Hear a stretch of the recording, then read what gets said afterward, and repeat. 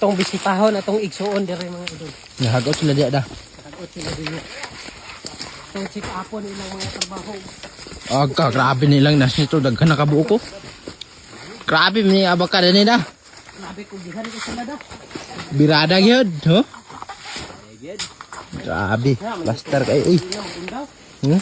Undangan mo. Wait na, hapo niya. Birada yun. Grabe, ah. Grabe, lakas naman kayo ng asnik, eh. Ngayon, hurt na? Aw. Eh. Nakabot ilang kontrata. Apa di, oh? Dito sila. Daghan pa kabuk na diya. Ngayon ka no? Batas na ninyo, anyan, luya na kayo. Wala. Hindi sila bayran sa Ginoo, pwede man to sila ako. Sige ka.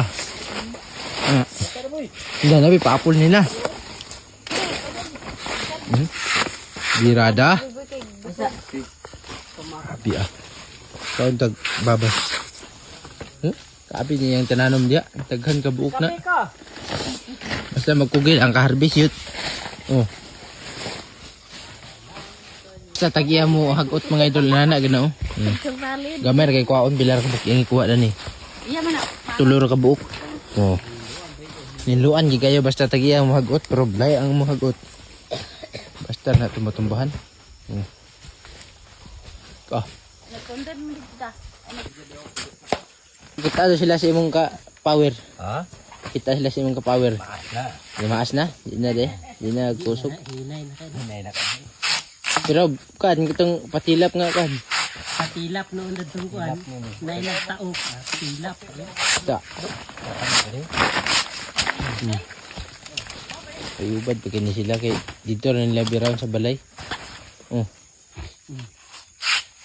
Ay, justuyos lang agyo.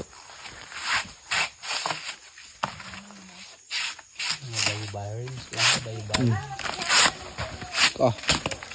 Yung nahumandaghan na kabuo ko. Nawag sa buhay nga agtopi ko. Kung saan nga ako.